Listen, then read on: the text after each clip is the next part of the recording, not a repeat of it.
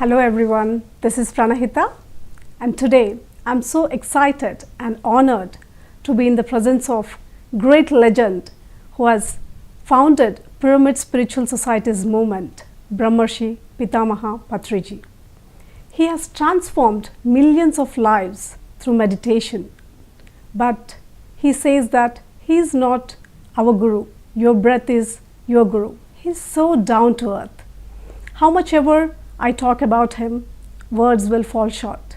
So without any delay, let us welcome Brahmarshi Pitamaha Patriji. Namaste, sir. Namaste, namaste, namaste. Sir, you always talk about Dhyanam, Swadhyayam and Sajjana Sangatyam. Can you please tell us more about it? How can it transform lives? Information is very important.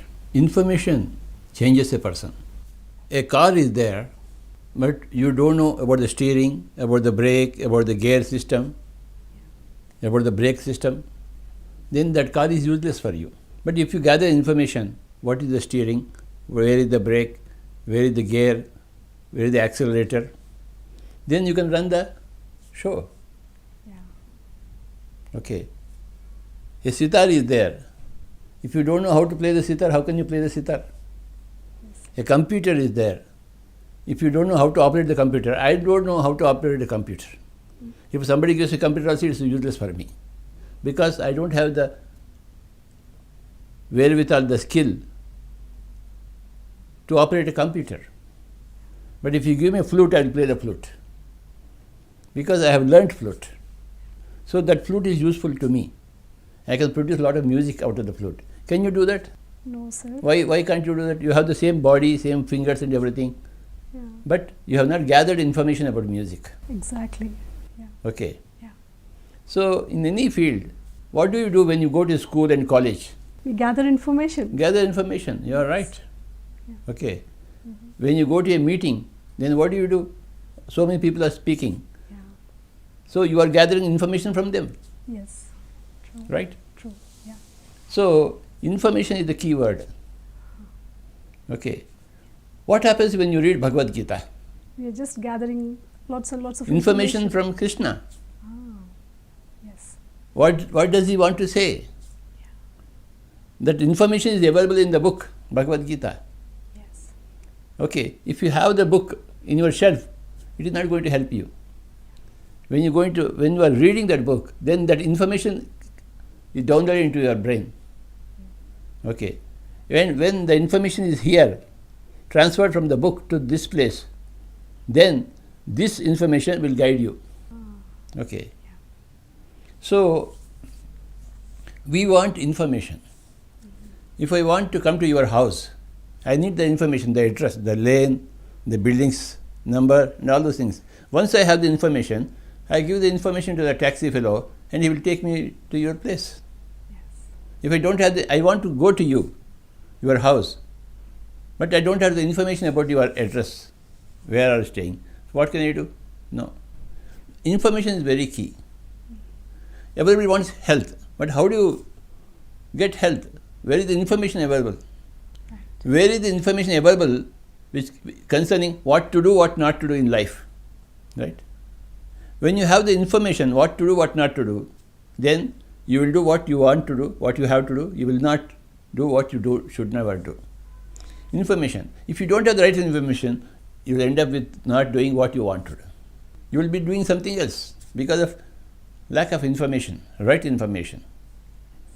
So, that right information is available through Swadhyaya, through Sajjana Sangatya and through meditation.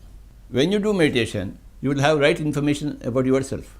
When you read books, Swadhyaya, you will have right information from all the great masters of the world. And when you do Sajjana Sangatya, you will have right information from the ordinary people of the world. So we have to have information from the ordinary people of the world through Sajjana Sangatya. We should have information from the great people, master of the world, who have written books. That is Swadhyaya. And you should have information from your own self, meditation. Wow. Because you yourself, your own overself, is governing the whole world. So you contact your own overself through your meditation. So your overself will give you information about yourself, about the underself. Okay.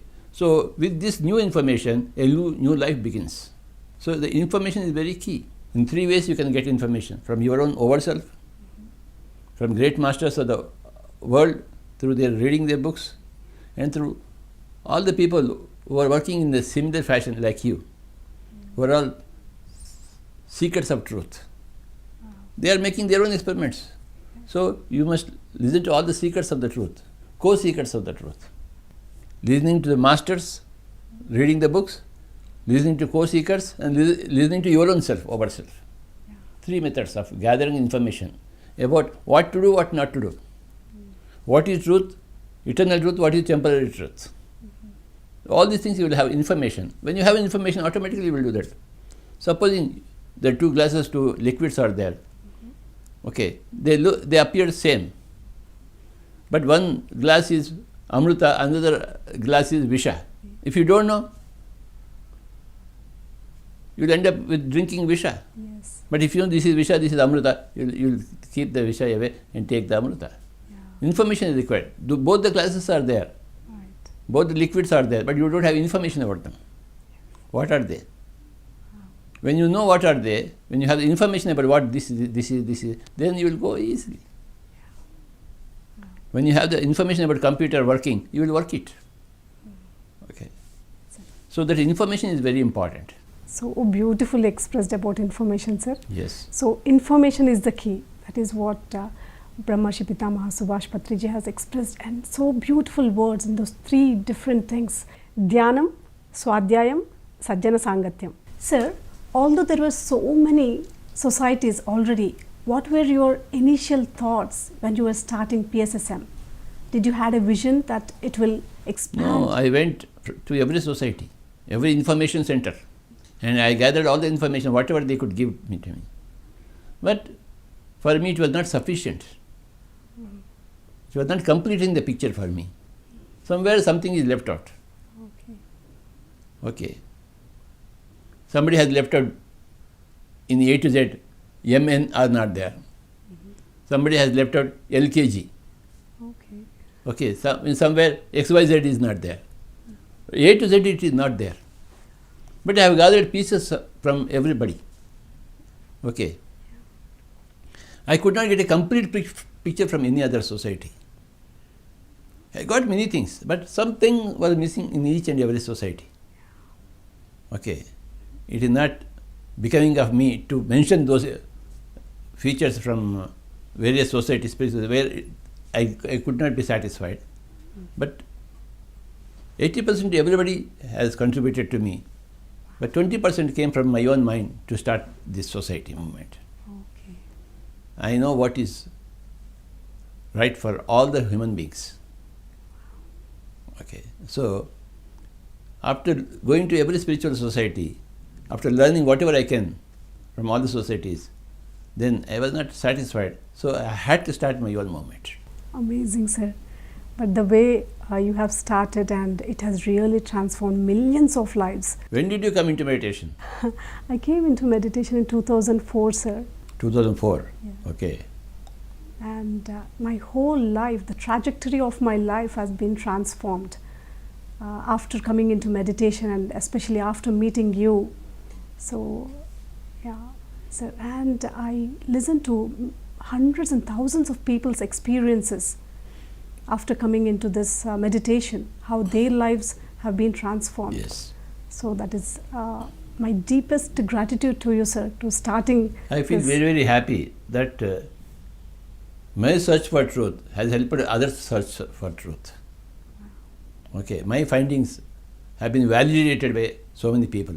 It gives me a lot of happiness. So when you initially started, did you think that it will grow so much and it will reach to millions of people across the world? I have not contemplated upon it, but I know the truth. Okay. And truth will have to go everywhere. Yeah. Yes, sir. We know the truth has to go everywhere. It will go everywhere.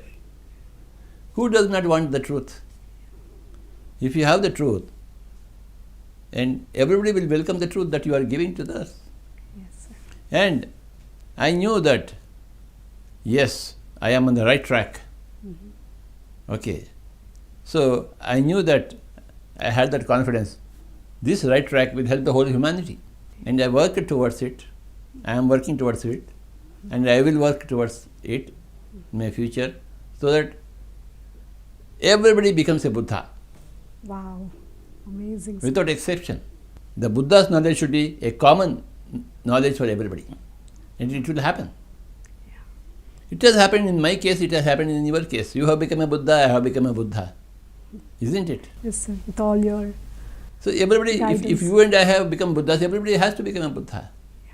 As simple as that. If I am wearing a watch, if watch is useful for me, now watch is there, everybody has got a watch, isn't it? Right. So if meditation has given you the truth, then everybody will do meditation and will have their own truth. So I had that confidence that I am on the right track, right from the beginning. Do you see any difference between old age spirituality and new age spirituality? Lot of difference.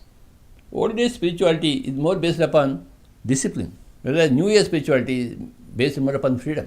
They have stressed on discipline. You should listen to me. But whereas new age spirituality, you should never listen to me. You should listen to yourself. This is a fundamental difference. In the old age spirituality, Guru Shishya is there. Yes. Here, there is no Guru Shishya, Guru is there. Wow. I am a Guru, you are a Guru. Wow. So, I find a lot of difference between old age spirituality and new age spirituality. The old age spirituality served the people in those days. It will not serve now. Yes. But the new age spirituality will serve all the people in the new age now. Where from the beginning itself, you are a free bird. You should never listen to me. You should listen to your own inner voice. You should learn from your own experience. Okay. My information should be checked by your experience. Okay. My information is not to be accepted by you in toto, blindly. No way. We are against blindness. So there is a lot of difference between old age spirituality and new age spirituality, as I understand it. I'm always interested and intrigued whenever you touch others' feet. I mean, if someone else touches your feet, because in the old age, all the gurus, the disciples go to the guru and touch their feet. But if anyone comes to you and touches your feet, you in turn touch their feet. Because I am practicing my philosophy. I am not a guru of you. Okay, I am only reciprocating your action. If you do namaskar, I will do namaskar. If you extend your hand, I will extend my hand. But if you fall at my feet, I will also fall at your feet. That was so interesting indeed, sir, when I saw that for the first time. And a lot of people say that when they saw you touching others' feet, they are completely, they know that you are so ground to earth. So that was so amazing quality inside you that we all are learning from you, sir. Thank you for that. A lot of people are talking about mental health these days. And a lot of people say that they are in stress and depression. So any words of wisdom for people who are in stress, depression and are suicidal instincts? Why stress is created? What is the source of the stress? Source of the stress is having 100% body consciousness. You must decrease your body consciousness and increase your soul consciousness. Okay. So then there will be no mental stress. So people right from the early age should be trained in soul consciousness, in spiritual consciousness, not reducing the body's consciousness, that you are a body. Yes. Okay. So the education should start right from the childhood, right from the school going age. Not when you have become old, when you already become a mentally stupid fellow. Spiritual education must start right from childhood. Sir. Yeah. See, I didn't get any spiritual education from my parents. I got only secular education. Material education, but not spiritual education. But my children have been brought up spiritually. So that makes a lot of difference. Everybody's spiritual education must start right from the childhood. And it will happen. It is happening, it will happen. Yes, sir. In one generation, the whole world will change. We are all waiting for that, sir. Sir, as you spoke about consciousness, can you talk more about what is consciousness and how to expand it? Consciousness is your own awareness. When something happens here, itch, are you not conscious of it? Yes. That is consciousness. Something is happening here, some pain is happening here. Oh, I got a pain. What is that? Oh, I got a pain. You are aware of that pain. Yes. Okay. Yeah. Supposing you are given some anesthesia. Okay. Then you can't feel the pain. The pain is there, but you can't feel the pain. Right. That feeling capacity is consciousness. You are killing a goat, an animal, for your food. That fellow is crying. If you can't see that fellow is crying, then you are not conscious. But when you can see the pain of that animal when it is being cut for your stomach, then when you feel that compassion, when you feel the pain of the animal, then you are called as, you are an aware person, you are a conscious person. Otherwise you are unconscious. Right. If you are not feeling the pain of others, beings, you are unconscious. And to the extent you are feeling the pain of others, you are conscious. So, your consciousness is either minimal or maximal. Okay. Minimal consciousness is there with every human being before meditation. But once you start meditation, svadhyaya, sajjana sangatya, your consciousness expands. You go into a maximal state of consciousness from the minimal state. Okay. Otherwise, you will die as a minimal state consciousness. Okay, whereas you must die. If you are born as a minimal state consciousness, you must die as a maximal state of consciousness. I think it's a synchronicity that you have started Mahila Dhyana Mahachakram last year, and also you made 1,000 Seeds of Joy and Untold Story of Sita as Bibles of Pyramid Spiritual Society's movement. So can you please talk more about Divine Feminine? See, in the Satya Yuga, the age of the truth, the feminine element in humanity was equal to the masculine element. But in the downward scale of the yugas, when Satya Yuga came to Treta Yuga, from Treta Yuga to Dwapara, Dwapara to Kali, so darkness increased. Yes. And this darkness increased only for the women, not for the men. Men started dominating women. Yeah. Men started making women as playthings, as work things, but not as equal partners. Because of the darkness. Yes. Darkness coming from Satya Yuga to Treta Yuga to Dwapara, Dwapara to Kali. But again, now we are in the upswing. From the Kali, we are into Dwapara, the science age. Okay. And again we are going to Treta, and again we are going to Satya Yuga. Yeah. But this time, this change is going to be very fast. Okay. Because the whole cosmos has decided that the Earth should be fixed in the photon band. Okay. Otherwise you used to go into the photon band and come out of it. So these cycles used to be formed. But this time we are going to be fixed in the photon band. Wow. So we are going to have very early Satya Yuga. This is in the cosmic scheme of things. Okay. So what is the significant feature in Satya Yuga? The females will regain their respect from the males. Amazing. The females will regain the equality. Okay. When males and females are equal respect, okay, then it is Satya Yuga. Then if the males are there, females are here, darkness. Okay. And female will never naturally dominate a man. It's not in the female nature. It is in the male nature to dominate the female. That has happened, and that will cease to happen once the darkness goes and the light comes again. Because of the photon band, because of the change of the yugas, because of you and me working for it. Is there any message in particular for the females or males? Any changes that they have to do in their day-to-day life? Females should never cook meat in the house. Yes.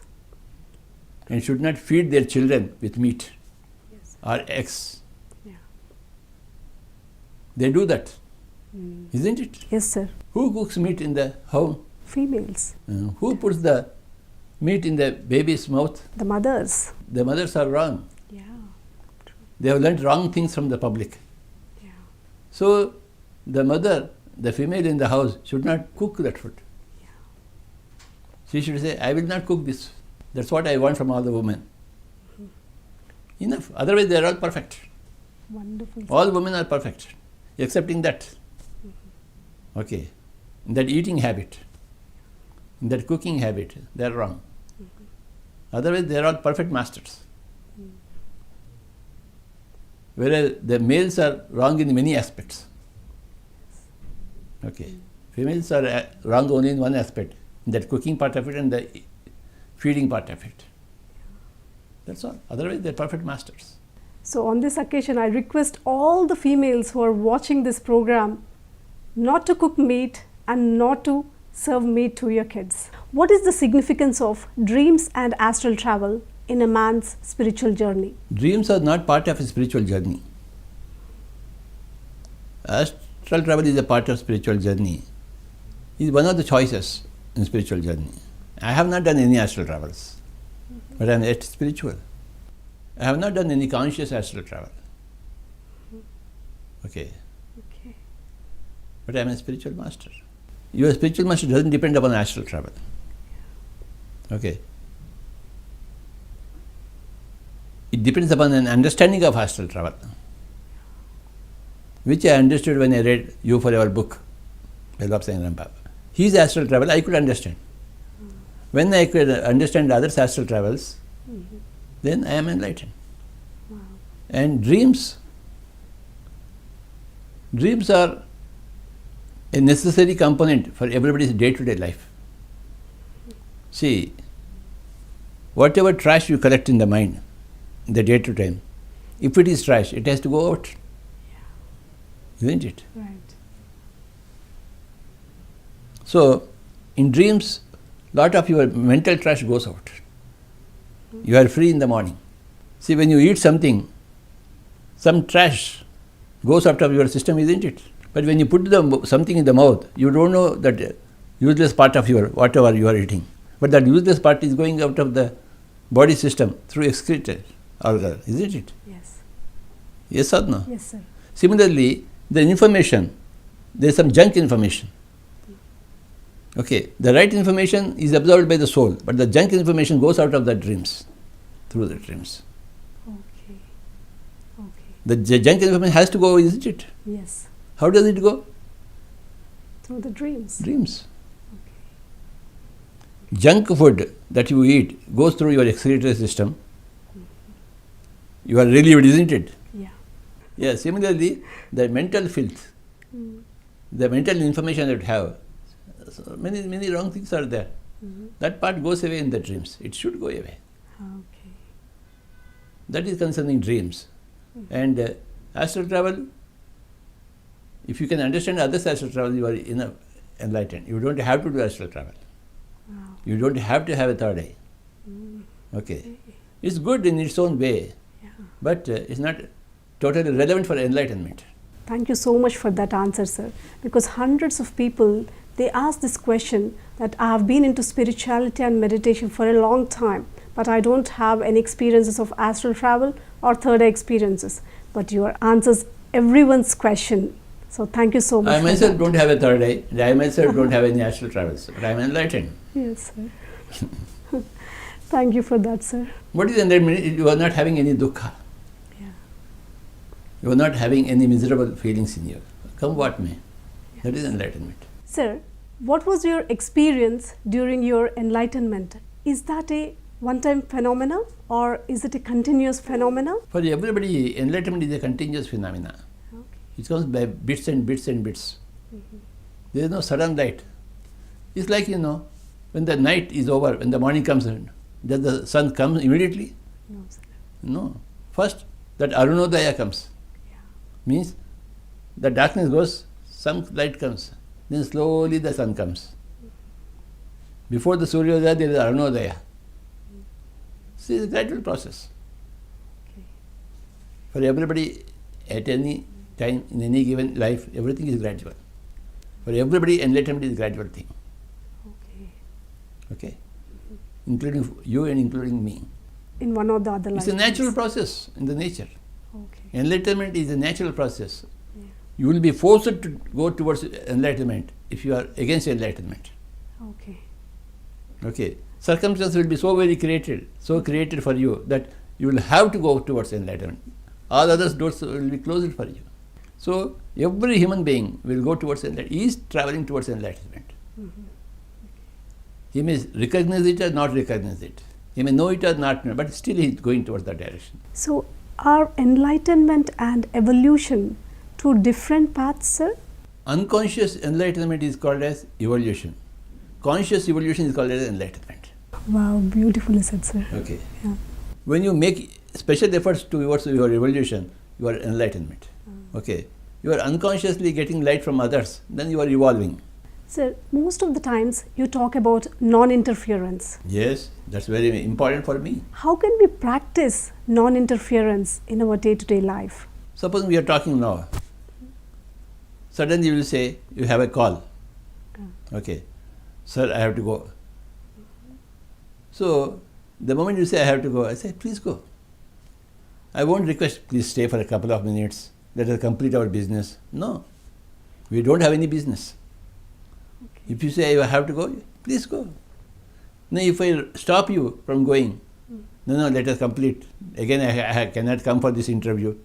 Okay, then I am interfering with your process, which I will never do.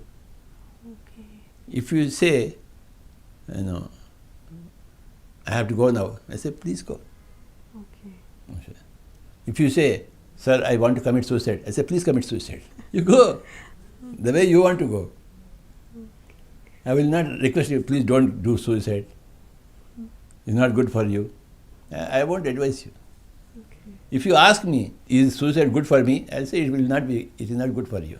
Okay. But if you say, I have decided to commit suicide, then go ahead. I will not interfere with you. Okay. I practice non-interference in my life. So you give information and also the freedom for them to choose for themselves. I don't give the freedom. They have to take the freedom. Oh, okay. Freedom is not a thing that you give to others, like ice cream. You have to understand your own freedom. Yeah. But my information is so designed that you will regain your freedom. You will lose your slavery, slavish tendencies. My information is designed like that. Wow. Amazing, sir. Not that I give freedom to anybody. Just with your information, I have seen a lot of people coming from that slavery and becoming masters. Because right from the beginning, from the alpha, I say, your breath is your guru, I am not your guru. Yeah. So that is the right information. Right. And you are a God. I am also God, you are also God. Yes. So all this is right information. Yeah. Right information creates a situation where you make right choices for yourself, where you own your own freedom. Yes. Sir. That right information is a key phrase in PSSM. Sir, and also you have always encouraged all the pyramid masters to read from various cultures, various countries, and to get information. I have come to this position because of my reading. The farmer tills the land, removes all the trash from the land, sows the seeds, takes care of the growing plants, and finally there is a harvest is there. The same way every other farmer. So I have done lot of swadhyaya, I have become what I am, so I want you to do that. There is no other way. The way I got my beautiful harvest, the same way you have to get your harvest. From your plot, from your cultivation, from your being a farmer. Process is the same.